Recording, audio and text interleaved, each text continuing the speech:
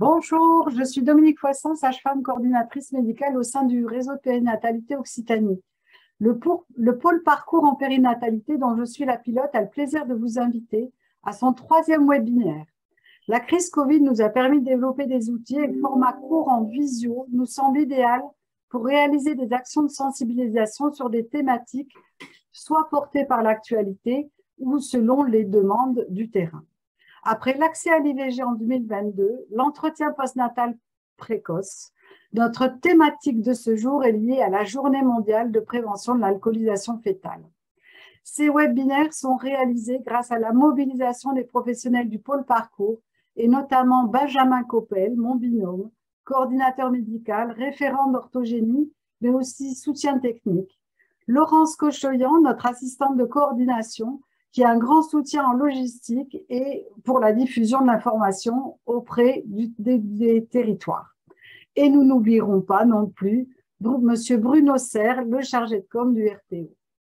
Les intervenants de cette session que vous voyez à l'écran sont le docteur Jean-Claude Semet, pédiatre, président de l'ancien réseau d'aval TIMIP et RPO. Il travaille actuellement au CAMS de Rodez et il participe dès 1992 aux actions de santé publique et aux formations des professionnels de périnatalité sur cette thématique. Après, vous avez Madame Corinne Chanal, sage-femme coordinatrice du suivi des femmes enceintes qui présentent des addictions complexes et des pathologies psychiatriques au CHU de Montpellier depuis 1997. Elle est aussi sage-femme, référente périnatalité et addiction au sein du RTO depuis 2008. Et aussi, grosse casquette, présidente de l'Association nationale du GEGA, groupe d'études grossesse et addiction. Nous avons aussi la pédiatre, le docteur Isabelle Souxy, pédiatre coordinatrice du réseau périnatalité Occitanie, qui travaille aussi au CHU de Nîmes. Elle est impliquée activement dans le suivi des nouveau-nés vulnérables.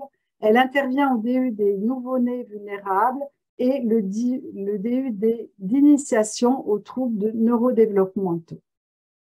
Elle participe au groupe de travail sur les référentiels concernant l'alcoolisation fœtale. Enfin, Madame Catherine Metelski, présidente de l'association Vivre avec le SAF, association de familles adoptives, biologiques et d'accueil, concernée par les troubles du spectre de l'alcoolisation fœtale, vous partagera le parcours de vie de son fils. Quelques rappels du fonctionnement. Vos micros et caméras sont inactivés par défaut. Vous pouvez poser des questions sur l'onglet questions-réponses en haut de votre écran. Benjamin Coppel nous fera part de vos questions en fin de session. Il y aura un temps dédié à ça. En quittant cette session, un questionnaire va s'ouvrir. C'est un questionnaire de satisfaction. Nous sommes attachés à l'amélioration de nos actions et de répondre à ce questionnaire nous permettra de nous améliorer. Et aussi, il y aura un petit questionnaire pour nous faire connaître quels sont vos souhaits pour les prochaines thématiques à aborder. Voilà. Et si vous voulez intervenir sur une thématique dont vous êtes expert, n'hésitez pas à nous le faire savoir. Cette présentation sera disponible en replay dans les jours prochains sur le site du RPO que je vous engage à consulter selon l'adresse www.périnatalité-occitanie.fr. Elle sera marquée à la fin du diaporama. Alors, diapo suivante. Dès 1999, depuis 1999, à 9h09, le 9 septembre, démarre la journée mondiale de sensibilisation des troubles du spectre de l'alcoolisation fœtale. On voit que le petit logo 0 que vous voyez à l'écran, il n'est apparu qu'en 2007 sur les bouteilles d'alcool. Excusez-moi, je ne vois pas le diaporama. Hop. Les messages de cette journée pour les professionnels de périnatalité, c'est aborder le sujet avec vos patientes. Pour les femmes en âge de procréer, l'importance d'éviter les consommations d'alcool ou d'avoir une contraception efficace. Et pour les femmes enceintes, à tout moment de la grossesse, bien prendre conscience que l'arrêt de l'alcool est bénéfique aux bébés et il faut en parler aux professionnels de la santé qui les accompagnent. Donc, l'accent est mis dans le monde entier aujourd'hui sur les conséquences néfastes de l'alcool consommé pendant la grossesse et l'allaitement. Je vais passer maintenant la parole au docteur Semet qui va aborder les effets des alcoolisations pendant la grossesse, les mécanismes d'action, les conséquences et qui vous expliquera ce qu'est le trouble de spectre de l'alcoolisation fœtale et le devenir de ces enfants. Merci Dominique. On va pouvoir passer la première diapo. Donc, il faut savoir que ça existe depuis très longtemps parce que même dans la Bible, l'information sur la précaution à prendre durant la grossesse vis-à-vis du produit alcool est apparue dans la Bible. Ça existait aussi chez les Romains, chez les Grecs. Donc, c'est quelque chose qui est connu depuis l'Antiquité, mais c'est en 73 que c'est passé dans la littérature internationale. Auparavant, il y avait des travaux précurseurs en 68 du docteur Lemoine dans l'Ouest médical, qui n'a pas été reconnu en tant que tel. C'est dans le Lancet que l'équipe de Madame Stressgut a permis de faire passer le message qui était alors appelé le syndrome d'alcoolisme fœtal. En réalité, on ne peut pas parler d'alcoolisme fœtal et on parle aujourd'hui, après les travaux de Philippe Dehaene, d'alcoolisation fœtale, c'est-à-dire que le fœtus est alcoolisé et ne s'alcoolise pas. Diapo suivante. L'alcool, il faut raisonner, il faut vraiment sortir totalement de nos représentations. Nous ne sommes pas du tout dans une situation où il y a des femmes ayant un alcoolisme chronique qui vont donner des lésions et une femme qui s'alcoolise de temps en temps qui ne va rien donner. On est dans une situation où c'est un produit toxique, c'est une pollution intra-utérine comme le tabac, les drogues illégales, les radiations, les tranquillisants, tous les produits qu'on connaît pour lesquels on interroge quand on est professionnel de la grossesse la future maman sur sa prise de Doliprane, de tabac ou de tranquillisant, et il conviendrait de faire la même chose par rapport à l'alcool, puisque l'alcool touche l'embryon en donnant des dommages structurels et fonctionnels au cerveau, comme tous les autres organes en développement. Il suffit de raisonner très simplement, l'alcool, l'éthanol est une toute petite molécule qui n'est pas du tout filtrée au niveau du placenta. L'alcoolémie maternelle et l'alcoolémie fœtale seront identiques et l'alcool est hydrophile, vous le savez puisque dans le pastis ça se dilue bien, et l'alcool est aussi lipophile, c'est-à-dire que ça se dilue dans les matières grasses et le bébé, là où il a de la matière grasse, c'est son cerveau. Donc, on va voir ensuite les conséquences d'une intoxication pendant la grossesse qui va donner un retard mental. C'est parti, je ne sais pas pourquoi. J'ai plus rien.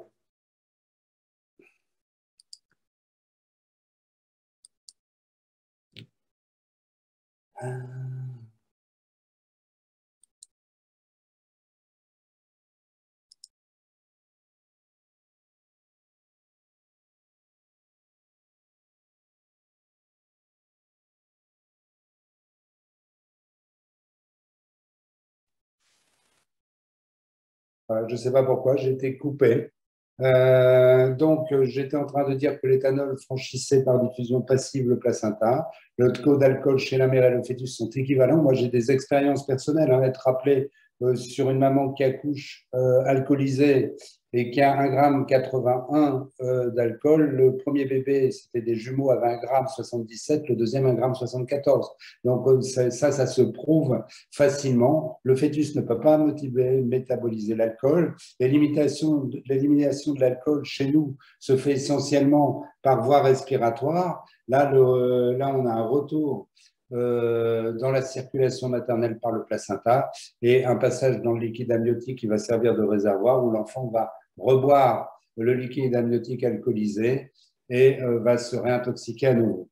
Suivant. Les méthodes d'alcoolisation ont beaucoup changé depuis ces 10 dernières années ou ces 20 dernières années. Initialement, initialement, l'alcoolisation était quelque chose chez la femme qui était plutôt caché dans le fond de la cuisine.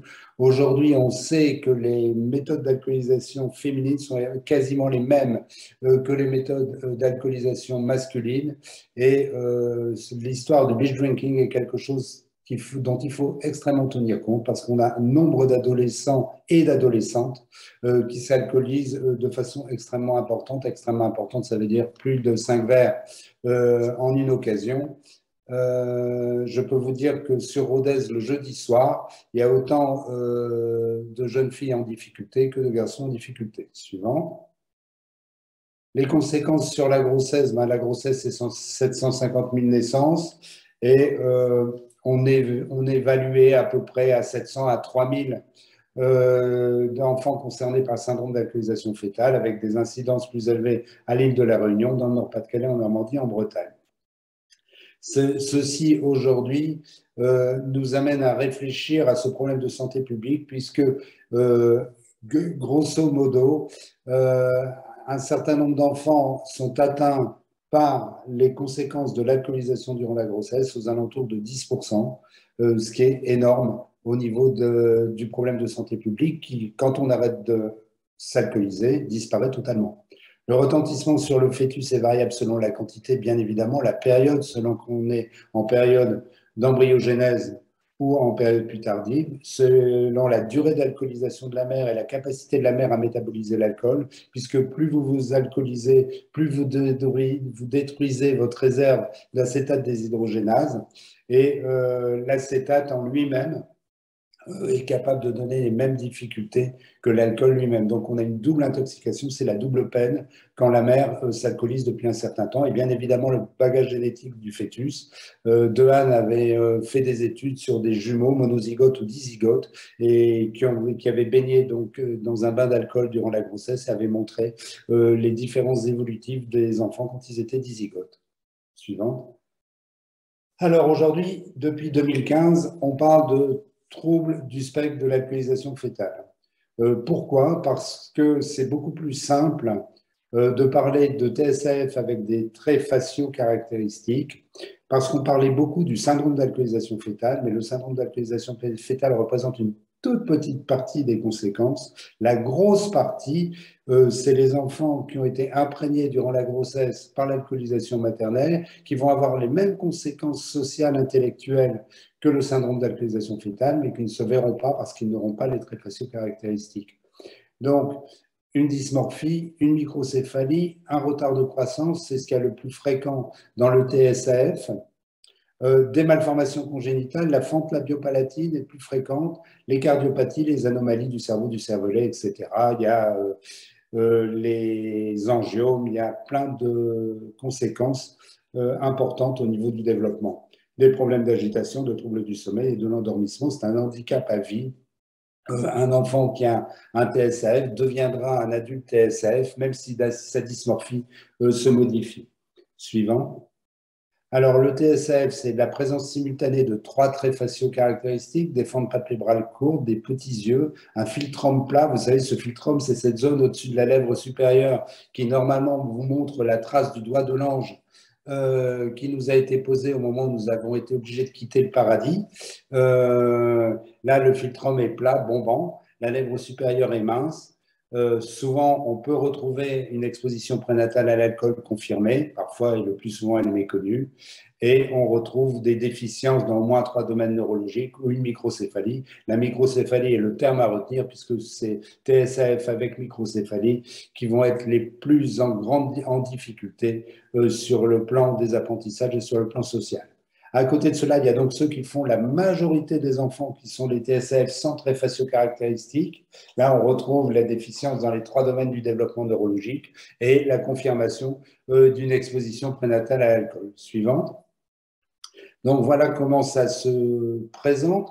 Vous avez en rouge sur la deuxième ligne TSF avec traits faciaux caractéristiques. Parfois, les difficultés sont telles que la grossesse a été interrompue, il y a une mort in utero. À côté, vous avez les TSF sans traits faciaux caractéristiques, dans lesquels on peut différencier les troubles neurodéveloppementaux liés à l'alcool ou le syndrome d'alcoolisation fœtale partielle avec les malformations congénitales liées à l'alcool. Et ensuite, vous avez cette nouvelle catégorie qui n'existait pas dans les présentations précédentes, c'est l'EPA, c'est-à-dire l'exposition prénatale à l'alcool confirmée, dont on sait que la maman s'est alcoolisée durant la grossesse et qui est associée à des manifestations neurodéveloppementales. Tout ça pour vous dire que le TSAF, c'est la catégorie globale de toutes ces présentations et que tous les enfants TSAF ont le même profil de développement, quel que soit leur aspect clinique ou leur dysmorphie. Suivante. Voilà comment ça se présente. Vous voyez là des enfants qui sont dans les possibilités de trouver sur Internet. Donc, c'est dans le régime commun. Tout le monde peut profiter de ces photos. On voit bien le filtrome, on voit bien les fentes palpébrales étroites, on voit bien l'implantation basse des oreilles. Il y a un strabisme qui est aussi relativement fréquent. Les troubles de la vision, c'est 28%, ce qui est énorme par rapport à la population générale. Les troubles de l'audition, c'est 18%. Suivant. Si on voit le devenir des enfants SAF, on peut se poser des questions en disant, mais finalement, en quoi on va être interpellé en tant que soignant? Ben, si l'alcoolisation a été maximale durant le premier trimestre, vous aurez 35% des enfants qui marchent à 1 an. Si c'était toute la grossesse, c'est 0%. Si c'est dans les deux premiers trimestres, c'est 21%. Quand on peut voir la même chose sur la scolarité perturbée, 33% quand c'est toute la grossesse. Les placements sont beaucoup plus fréquents, 83%, les troubles du comportement, et ainsi de suite, sans parler des parents décédés. Dans la présentation que je fais habituellement, je présente un enfant qu'on a appelé Victor, qui ne s'appelle pas Victor, dont la maman a été écrasée en traversant. Suivant.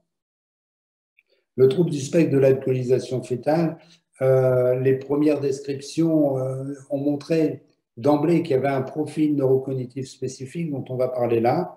La microcéphalie, c'est le facteur prédictif d'apparition des troubles cognitifs, mais on va retrouver des troubles déficitaires de l'attention, des troubles psychotiques, une déficience intellectuelle. Il faut savoir que dans le TSAF, la déficience intellectuelle, elle est 27 fois plus fréquente que dans la population générale.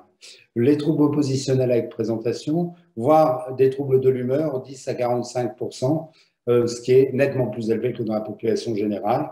La prévalence de dépression, de bipolaire, de syndrome de stress traumatique, c'est extrêmement significatif. Suivante. Alors, quel est ce profil? Le profil cognitif, c'est un manque d'inhibition, une insensibilité aux indices sociaux. Ce sont des enfants qui, en consultation, vont venir se jeter dans vos bras alors qu'ils vous voient pour la première fois. Ils vont être démesurément amicaux, même face aux étrangers. Il n'y aura pas de différence, ils ne font pas de différence entre la famille et les étrangers. Ils ont un manque de jugement, une incapacité à anticiper les conséquences. Ils ont du mal à initier, mal à prendre des décisions, à planifier, à avoir des stratégies, à inhiber et avoir une flexibilité mentale. Suivant.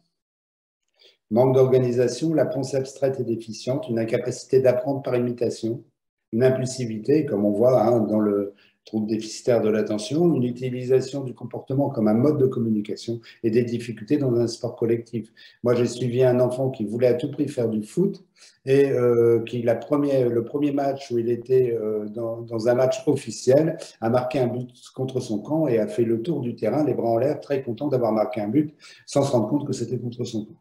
Suivant.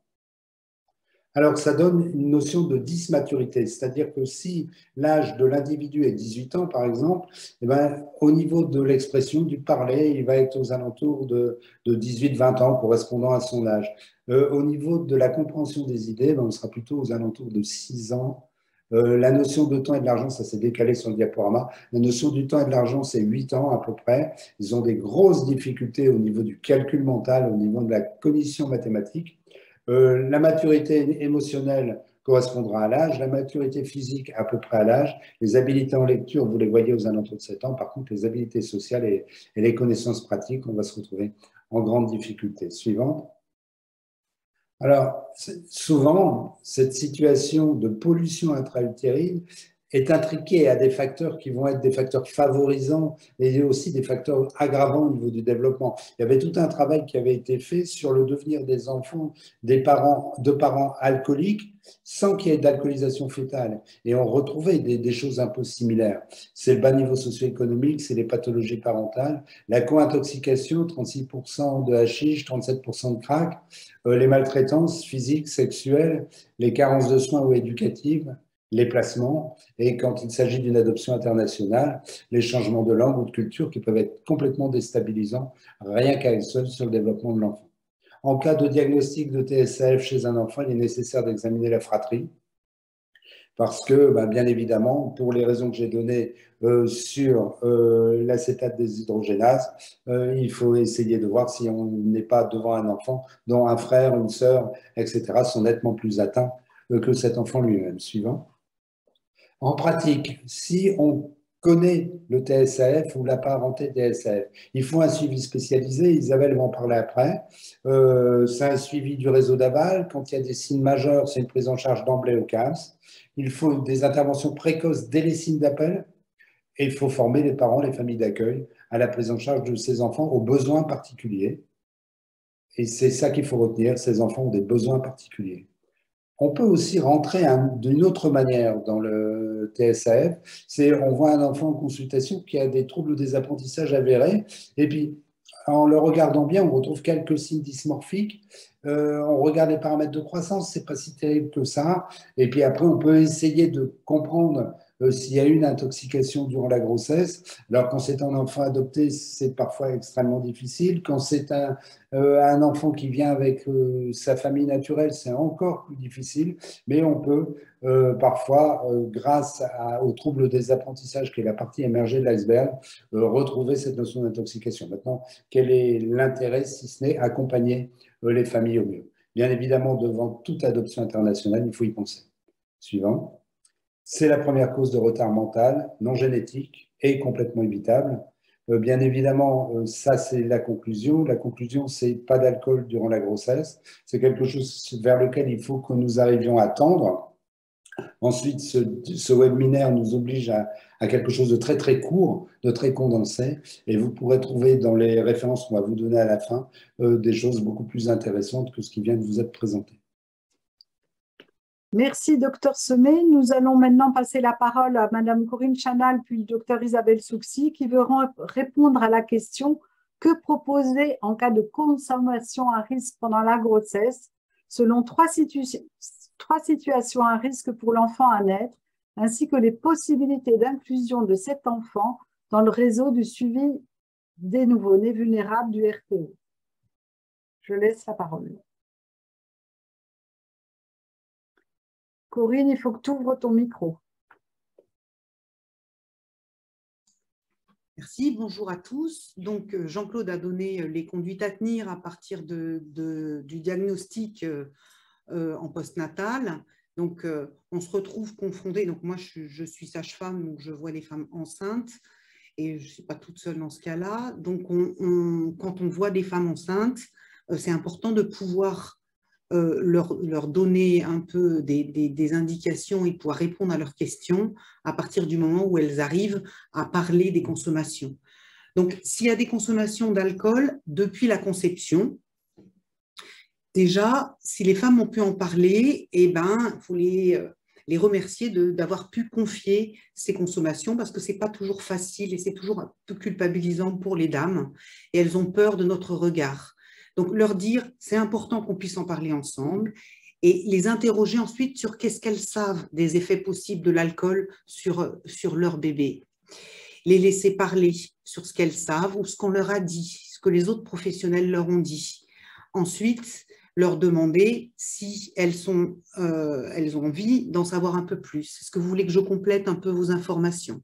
Si elles disent oui, on peut expliquer. Si elles disent non, c'est que ça leur fait trop peur. Et dans ces cas-là, on peut proposer d'en reparler la fois suivante. On a mis une différence sur les consommations avant 5 semaines d'aménorrhée, après 5 semaines d'aménorrhée, parce que l'impact n'est pas le même. Avant 5 semaines d'aménorrhée, s'il y a des consommations, qu'elles soient importantes ou faibles, il peut y avoir un impact surtout sur la placentation. Et donc, il y a une majoration du risque de fausse couche, mais il peut aussi y avoir, si l'impact est très fort à ce moment-là, des retards de croissance qu'on va pouvoir retrouver plus tard, au 2e ou au 3e trimestre. Par contre, avant 5 semaines, on a peu d'impact direct sur l'embryon. Donc, on peut quand même un peu rassurer les dames quand les consommations sont très précoces autour de la conception. Par contre, quand on a des consommations après 5 semaines, là, il peut y avoir un impact sur l'embryogénèse et un impact sur le développement du fœtus et donc après sur la trajectoire de l'enfant. Et on va proposer donc des conduites à tenir en fonction du type de consommation. Alors, en fonction il y a les quantités d'alcool qui vont être importantes. Donc, les questions qu'on va poser aux dames vont être assez précises, très précises sur les quantités de consommation consommées. Mais on sait que les facteurs âge, donc les femmes trop jeunes ou les femmes après 35 ans, ça peut aussi impacter sur les risques pour l'enfant. L'association des produits, Jean-Claude en a parlé tout à l'heure, les consommations du père et les consommations du père jusqu'à 3 mois avant la conception. Il y a des facteurs épigénétiques qui peuvent influer sur la trajectoire de l'enfant. Et l'environnement pendant la grossesse et l'environnement ensuite après le devenir de l'enfant peut aussi impacter son évolution et donc être un facteur péjoratif. Alors, vous voyez qu'il n'y a pas que les consommations d'alcool à explorer chez les femmes qui consomment de l'alcool et chez toutes les femmes, mais il y a également tout l'environnement et ces éléments peuvent être explorés au cours notamment de l'entretien prénatal précoce. Ça peut aussi être discuté évidemment en consultation prénatale, c'est important, mais l'entretien prénatal précoce donne un espace-temps un peu plus long pour pouvoir s'entretenir avec les parents sur leurs difficultés et leurs besoins. Il y a également le bilan de prévention qui peut aussi être un espace-temps avec une sage-femme de proximité. On peut passer, juste petit rappel sur les consommations d'alcool pour pouvoir évaluer les consommations d'alcool et interroger la patiente sur les consommations d'alcool avant la grossesse et au moment de la découverte de la grossesse. Il faut se mettre d'accord sur les quantités à noter dans le dossier et on parle de verres standards ou d'unités d'alcool qu'on va retrouver dans chacun de ces verres à condition que ce soit des verres servis dans un bar ou dans un restaurant. Sachez que les verres servis à la maison sont toujours beaucoup plus dosés. Pour des petits repères, hein, savoir qu'une bouteille de vin à 12 degrés, c'est 7 unités, mais une bouteille de vin à 14 degrés, ça va être 8 unités. Et faites attention à je ne bois que 2 bières par jour. Quand c'est des bières de 50 centilitres à 8 degrés 6, chaque bière fait 4 unités. Donc 2, ça en fait 8. On passe. Jean-Claude a mis l'accent également sur les consommations excessives d'alcool qui peuvent impacter l'enfant au même titre que les consommations quotidiennes. Hein, c'est les pics qui vont être dangereux pour l'enfant. Et les consommations excessives d'alcool peuvent concerner des femmes qui vont être en grande difficulté, mais pas que des femmes en grande difficulté. Notamment toutes les situations professionnelles avec beaucoup de stress sont des femmes qui sont à risque de consommation excessive d'alcool. On met l'accent également sur les co-consommations, donc les traitements substitutifs aux opiacés, parce que ça aplatit un peu la vie. Et on a envie, quand on a un traitement substitutif aux opiacés et qu'on a un passé avec des produits, de retrouver des sensations. Le tabagisme est une grosse porte d'entrée, avec 3 fois plus de consommation d'alcool quand il y a un tabagisme pendant la grossesse. Et quand on a été exposé soi-même à l'alcool in utero, on est plus sensible. Les violences conjugales. Les violences conjugales, il faut tenir en situation de violence conjugale. Donc, il y a fréquemment des consommations associées et certaines développent des conduites addictives. Donc, interroger la patiente sur l'ensemble des facteurs de risque. Benjamin. Voilà. Alors, Jean-Claude a parlé d'exposition prénatale à l'alcool documentée. Là, c'est un extrait d'un article. C'est juste pour vous montrer que quand on parle d'une exposition à l'alcool documentée, c'est aussi à partir de 8 verres par semaine pendant au moins 2 semaines pendant la grossesse, et on considère qu'elle est effective, l'exposition prénatale à l'alcool, ou s'il y a au moins 4 verres par occasion à au moins 2 reprises pendant la grossesse. Donc on n'est pas sur des consommations qui sont importantes en termes de fréquence et qui ne sont pas pendant toute la durée de la grossesse, mais ça peut impacter l'enfant. On passe à la suivante. Donc, on a proposé, nous, nos conduites à tenir en fonction de ceci. Oui, voilà. On a proposé donc des conduites à tenir à partir des consommations des patientes, même si on sait, je vous ai dit qu'il y a des facteurs associés à risque péjoratif sur lesquels il va falloir travailler pendant toute la grossesse. Mais si les dames disent, si elles ont eu des consommations avant 5 semaines d'aménorrhée, quelle que soit la quantité et qu'elles ont arrêté, ou alors si elles ont une seule consommation supérieure à 4 unités après 5 semaines, ou moins d'unités par jour, ou des consommations régulières de 2 unités pendant moins de 15 jours, tout ce type de consommation sont en dessous des seuils de l'exposition prénatale à l'alcool.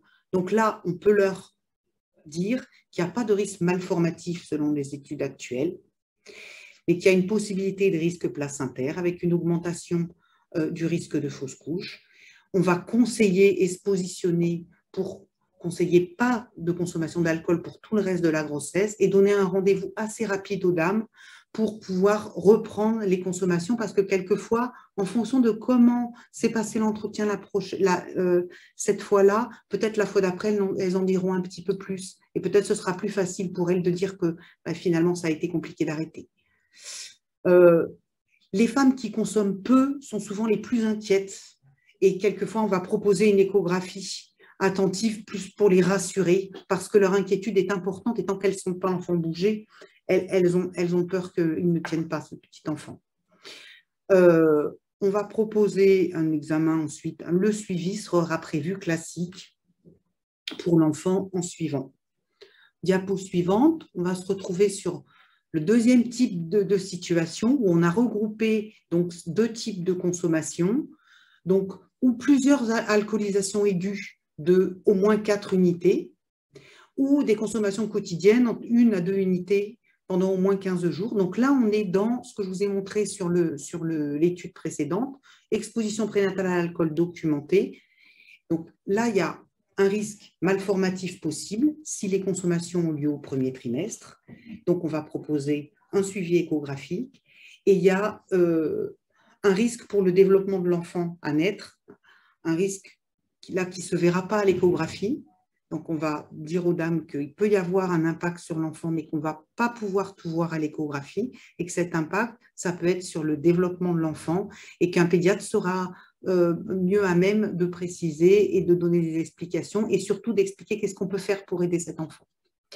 Donc, on va essayer d'organiser une consultation anténatale pédiatrique pour conseiller un suivi avec un pédiatre ou un médecin formé au repérage des troubles du développement. Et ça, souvent, on se retrouve à proposer tout ça dès la grossesse et dès le moment où c'est parlé avec les dames.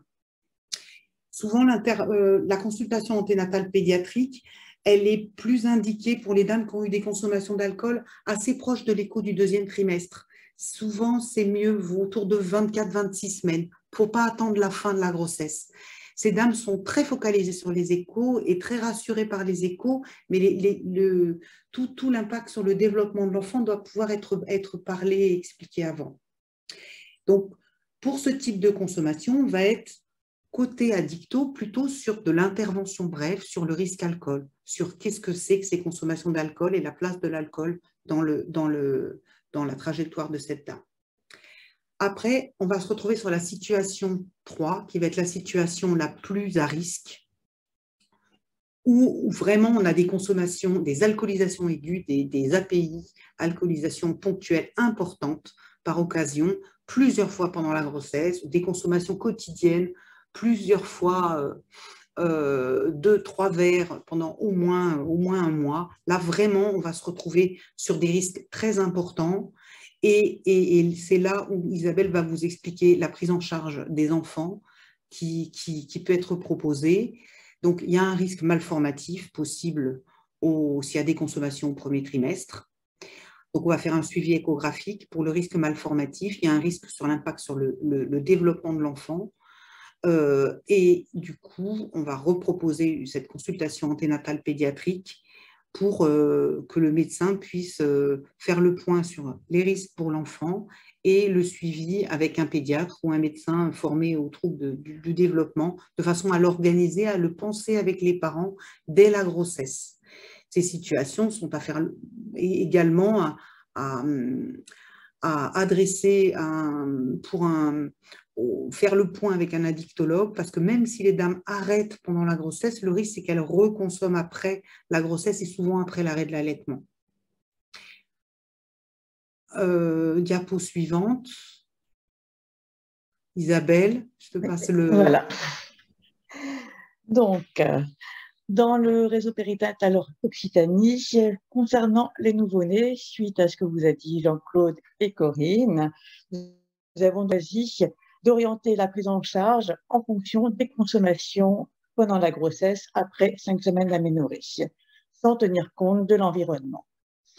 Donc, si le seuil d'exposition est inférieur au seuil à risque, soit moins de 1 verre par jour ou une seule alcoolisation pendant toute la durée de la grossesse, on propose, comme vous a dit Corinne, le suivi habituel de l'enfant. Si l'exposition est plus préoccupante, c'est-à-dire jusqu'à 4 à 5 verres par occasion au moins 2 fois dans la grossesse, ou 1 à 2 verres par jour pendant au moins 15 jours pendant la grossesse, dans ces cas-là, donc, on va préconiser un suivi pédiatrique avec un pédiatre formé au trouble du neurodéveloppement, accompagné par un médecin de PMI ou réalisé par le médecin de PMI s'il est formé. Si il y a des signes cliniques avérés chez l'enfant à la maternité, quand on le voit à l'examen de la maternité, ou plus tardivement lors des consultations, donc soit un retard de croissance intra-utérin à moins de 1,5 DS, donc déviation standard, pardon, ou une microcéphalie, pareil, à moins de 1,5 déviation standard, ou d'autres signes d'imprégnation alcoolique dont vous a parlé Jean-Claude. Dans ces cas-là, donc, on va proposer un suivi au sein du réseau périnatal Occitanie. Voilà. Et de même, s'il y a une exposition sévère, considérée comme exposition sévère une consommation de 6 verres ou plus par occasion pendant au moins 4 occasions pendant la grossesse, ou 3 verres ou plus par jour pendant au moins 1 mois au cours de la grossesse. Là également, donc, un suivi au sein du réseau est préconisé. Diapositive suivante. Pour inclure ces enfants donc, dans le réseau périnatal Occitanie, nous vous invitons donc à contacter les assistantes, donc côté ouest de la région ou côté est. Vous avez les coordonnées sur cette diapositive que vous aurez donc à votre disposition. Et il faut savoir que même si l'enfant n'a pas été inclus initialement en maternité, un enfant, quel que soit le moment en fait où va être dépistée cette situation, vous pouvez effectivement proposer une inclusion à cet enfant et donc contacter les assistantes pour ce faire. Merci mesdames. Maintenant, nous allons laisser la parole à Madame Metelski qui va partager le parcours de vie de Thomas, atteint de SAPH et diagnostiqué à l'âge de 19 ans. On vous laisse la parole. Merci. Oui, eh bien, après que les intervenants précédents vous aient dit la partie médicale, moi, je vais vous raconter ce que ça fait dans la vraie vie d'avoir un enfant qui présente un syndrome d'alcoolisation fœtale. Donc, nous avons adopté nos 2 enfants en Pologne. Thomas, dont il va s'agir aujourd'hui, est né en 1991. On l'a adopté donc à l'âge de 2 ans et demi. Lorsque nous avons fait sa connaissance à l'orphelinat, c'était un très petit enfant, très calme, chétif, qui a été diagnostiqué intolérant au gluten, mais uniquement au moment où on a commencé à envisager son adoption. Il présentait déjà un retard de développement physique qui a donc été mis sur le compte de l'intolérance au gluten, et donc à 2 ans et demi, il ne parlait pas encore. Donc nous l'adoptons et il est arrivé chez nous en janvier 1994. On lui a donc fait suivre un régime sans gluten. Et là, l'enfant calme s'est transformé, mais vraiment en 15 jours de temps, en petit diable agité et coléreux. Dès l'entrée à la maternelle, Thomas s'est fait remarquer par son hyperactivité et son côté désordonné. Dès cette époque, les appréciations les plus courantes qu'il reçoit et qui le suivront tout au long de sa scolarité sont « eh bien, ne suis pas la consigne, enfant dissipé, Thomas ne travaille pas, Thomas perturbe la classe, Thomas perd ses affaires ». Au niveau de sa croissance, donc on peut remarquer qu'à 4 ans et demi, il était toujours extrêmement petit. Diapo suivante. En primaire, ces difficultés sont de plus en plus évidentes. Thomas ne retient rien. L'apprentissage de la lecture est très laborieux parce qu'à chaque fois, il faut revenir au déchiffrage. En calcul, déjà, il peine à maîtriser l'addition. Et surtout, ce qui est très caractéristique, il fait de fréquentes colères et détruit très souvent son matériel scolaire. Les difficultés augmentent avec le niveau du programme. En français, il décroche complètement dès que les notions grammaticales sont abordées. Quand on lui parlait de nom, d'adverbe, d'adjectif, de sujet, de complément, toutes ces notions-là ne faisaient aucun sens pour lui et il mélangeait tout. Diapo suivante. En CM1, l'écart avec les autres élèves se creuse de plus en plus, en même temps que ces crises de colère et de frustration augmentent à la fois en nombre et en intensité. Les devoirs à la maison sont un vrai calvaire pour lui comme pour nous, et je dirais surtout pour moi, sa mère, parce que en général, c'était moi qui m'en occupais. Évidemment, comme nous ne savions absolument rien de son état neurologique réel, eh bien, nous enchaînons les erreurs pédagogiques. On insiste, on multiplie les exercices, on travaille sans relâche, ce qui a comme effet d'augmenter encore les crises et les scènes, alors que nous aurions dû, dès cette époque, modifier notre façon de faire. Ça se termine donc par un épuisement et des larmes des deux côtés. Donc, il redouble le CM1. Diapo suivante. Non, excusez-moi, vous aviez déjà changé la diapo. On peut revenir à la diapo avant? Merci. En fait, en calcul, les tables de multiplication vont être pour lui un mur infranchissable. Autrement dit, le bilan du CM1, après son redoublement, c'est qu'il sait à peu près lire, il maîtrise l'addition, mais rien de plus. Donc, diapo suivante. En CM2, il est toujours le dernier de la classe. Le CM2, dans mon souvenir, il est surtout marqué par des crises familiales de plus en plus dures, dues à une charge de travail qui devient absolument ingérable. On passe des heures devant les devoirs, mais sans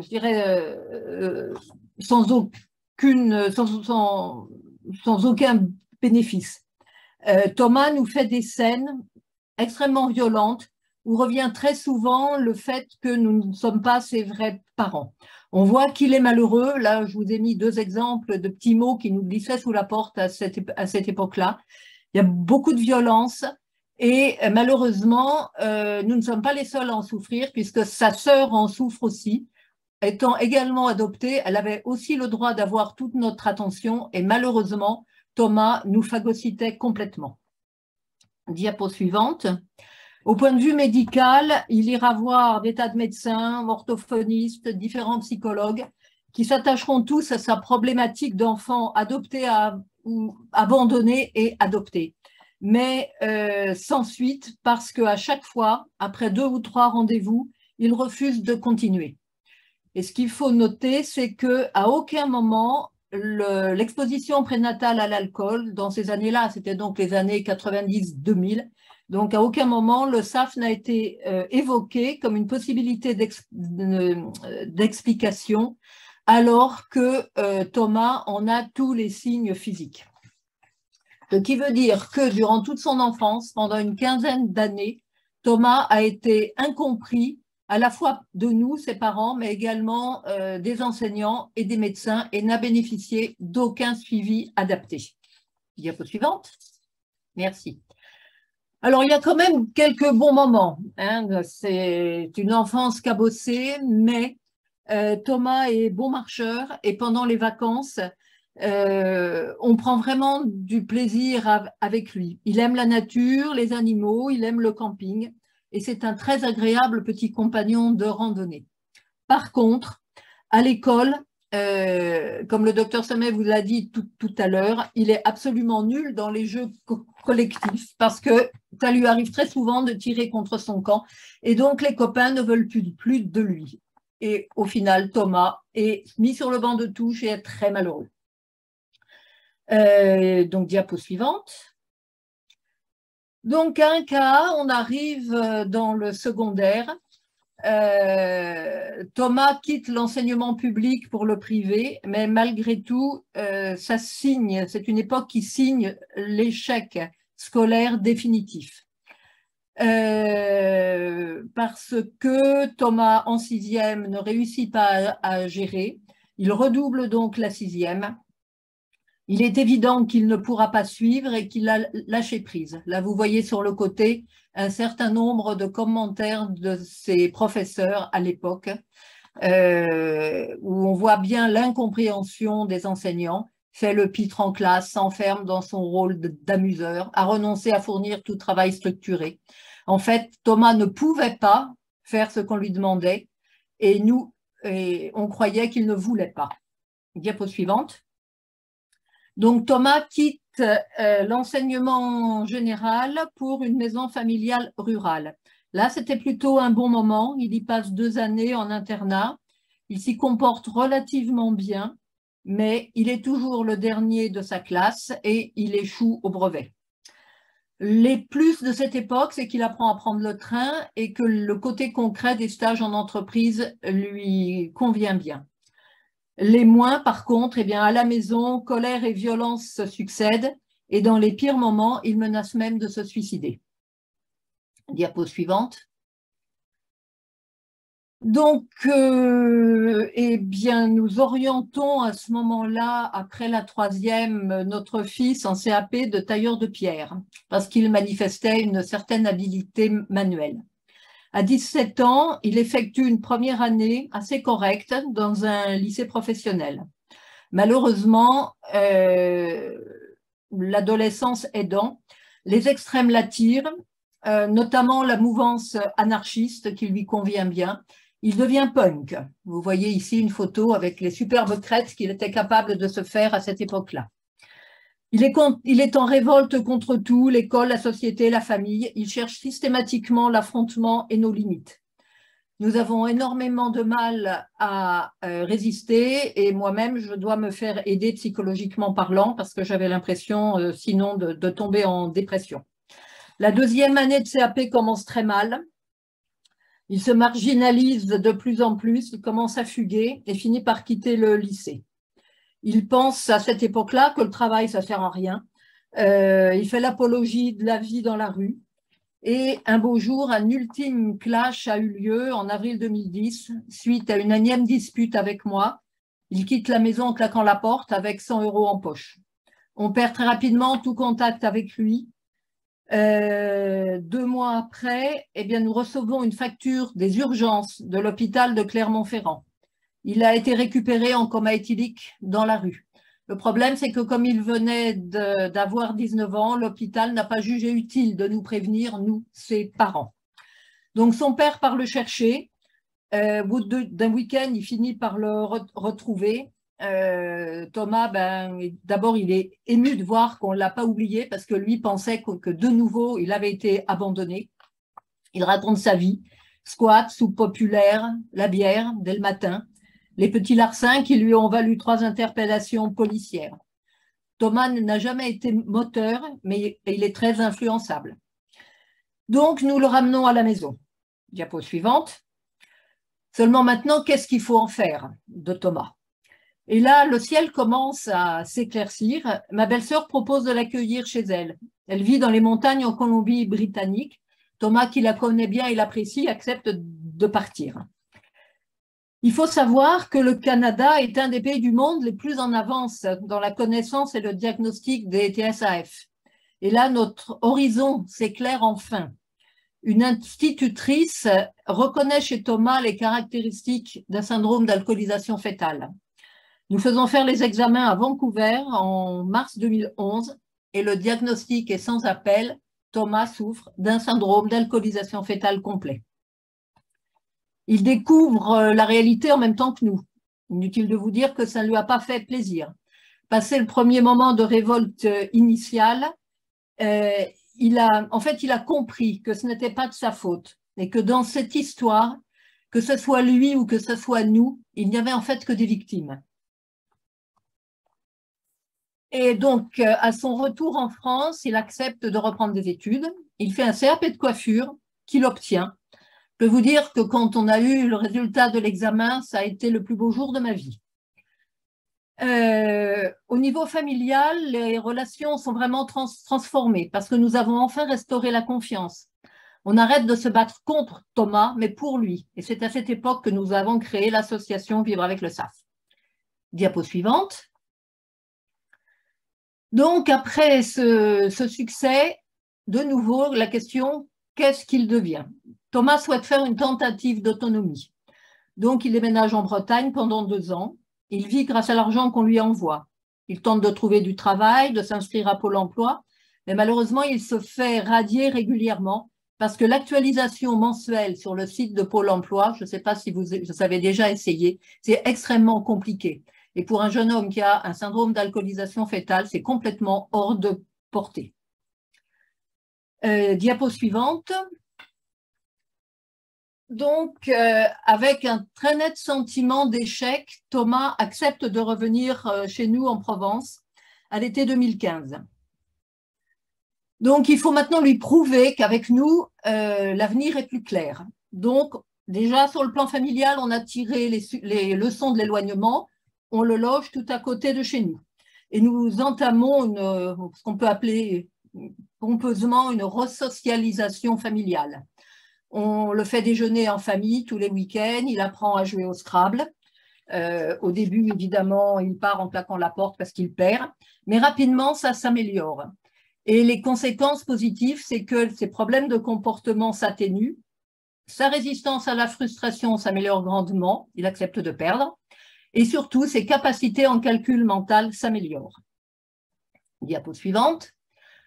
Donc, avec son accord, on entame les démarches pour le faire entrer en ESAT.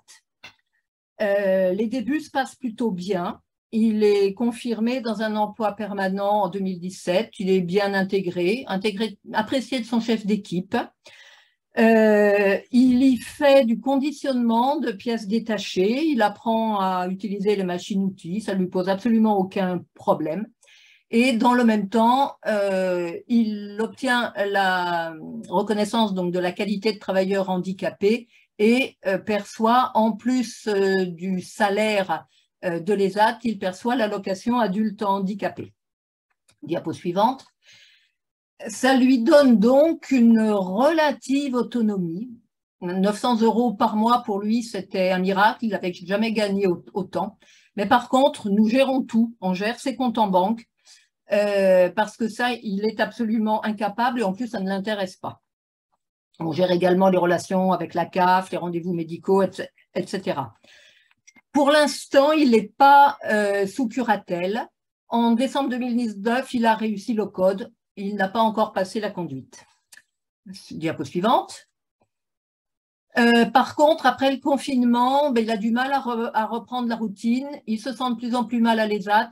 Donc, malheureusement, il demande à quitter l'établissement en octobre 2021 avec une phrase qui est assez juste, que ça ne le tire pas vers le haut.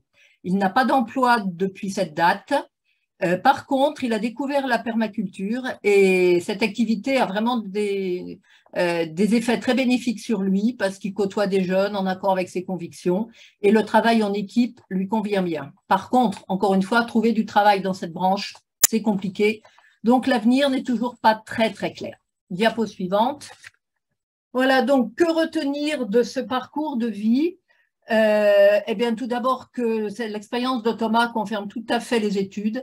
La prise en charge précoce est absolument indispensable parce que pour Thomas, la spirale de l'échec s'est installée très tôt. La difficulté de repérage et la méconnaissance des TSAF par le monde médical retardent le diagnostic. Il faut bien voir que les problèmes de comportement deviennent rapidement le problème majeur. C'est vrai pour Thomas, mais je peux vous dire que c'est vrai pour beaucoup des jeunes gens de notre association. Diapo suivante. Le diagnostic, même tardif, change beaucoup de choses, même s'il ne vaudra jamais un diagnostic précoce. Et ce qu'il faut bien voir aussi, c'est que chez les adultes, les problèmes psychiatriques sont très fréquents, rarement pris en charge, et que l'intégration professionnelle est extrêmement difficile. Voilà ce parcours. On espère quand même arriver à ce que Thomas trouve une certaine stabilité. Merci beaucoup de votre attention. Merci Madame Metelski. Nous allons vous présenter rapidement quelques outils que le réseau périnatalité a créés. Voilà. Donc, le groupe de travail mené par Corinne Chanal a élaboré une fiche technique, abordé les consommations pendant la grossesse, le référentiel, des fiches mémo. Tout ça, vous le trouverez sur le site du réseau. Certains outils sont encore en stade de validation avant diffusion. Vous pouvez aussi aller voir sur le site de Vivre avec le SAF, l'association de Madame Metelski. Et nous vous rappelons aussi que vous avez peut-être déjà reçu des mails d'invitation. Il existe une formation co-construite avec l'association Addiction France, périnatalité et addictologie. Vous avez le mail de l'association et le téléphone et vous pouvez bénéficier d'une formation gratuite d'1 jour et demi à partir de novembre. Voilà. Diapo suivante. Voilà. Si vous souhaitez nous contacter, vous avez le mail de contact et vous pouvez aussi trouver des informations sur notre site internet ainsi que sur nos réseaux sociaux. Je laisse la parole à Benjamin. Merci à tout le monde pour vos interventions, vos témoignages. Je vous propose maintenant de lire quelques questions qui ont été posées. Donc, la première, la présentation sera-t-elle mise sur le site du RPO? Oui, vous trouverez un replay en début de semaine prochaine, mardi ou mercredi, théoriquement, sur la page d'information des actualités. Une question ensuite, peut-être pour le docteur Souxi, quel professionnel de santé peut demander une inclusion réseau de l'enfant? Alors, n'importe quel professionnel de santé peut interpeller les assistantes pour effectivement proposer une inclusion de l'enfant à partir du moment où les critères d'inclusion sont évalués. Et puis, les assistantes, dans ces cas-là, vont nous faire effectivement parvenir cette demande. Voilà, mais je pense qu'effectivement, n'importe quel professionnel, au contraire, ça nous permettra d'inclure plus d'enfants et de faire bénéficier à ces enfants d'un suivi adéquat. Parfait, merci beaucoup. Alors, on n'a pas spécialement plus de questions que ça. Il nous reste 2 minutes, donc je vous laisse écrire si vous le souhaitez. Ah oui, alors, comment annoncer le SAF à l'enfant? Peut-être Madame Metelski. Ah oui. Eh bien, c'est une question qui n'est pas facile. Moi, je sais que dans l'association, nous avons édité un petit livre sur le sujet, justement. Hein, comment l'expliquer? Donc ça, vous le trouverez dans les pages ressources de notre site. Mais sinon, moi, il y a toujours une image que j'aime bien employer. C'est l'image d'une carte routière. J'explique souvent que le cerveau d'un enfant qui a le SAF, bah c'est comme un réseau routier qui est plein de trous, de bosses, il y a des travaux, on ne circule pas vite, il y a des sens interdits. Et que du coup, l'information dans le cerveau passe lentement. Et c'est pour ça que l'enfant, il est lent et qu'il s'énerve, parce que quand on tombe dans un embouteillage, ben, n'importe qui s'énerve. Et à côté de ça, le cerveau d'un enfant qui n'a pas été exposé à l'alcool, eh bien, ce sont de grandes autoroutes, des carrefours bien faits avec des feux de signalisation, etc. Voilà, ça c'est une image que j'emploie assez souvent. Elle plaît bien en général à la fois aux parents et aux enfants. Merci beaucoup. Écoutez, on arrive au bout du temps qui nous est imparti, donc je vous propose de vous donner rendez-vous à partir du 17 octobre prochain pour les webinaires à l'occasion de la Semaine mondiale de l'allaitement maternel et notamment le référentiel allaitement qui sera présenté à cette occasion. Voilà, vous trouverez les informations sur la page actualité du site internet du RPO et sur les réseaux sociaux. Merci à tout le monde pour votre participation et on vous dit à bientôt pour un prochain webinaire.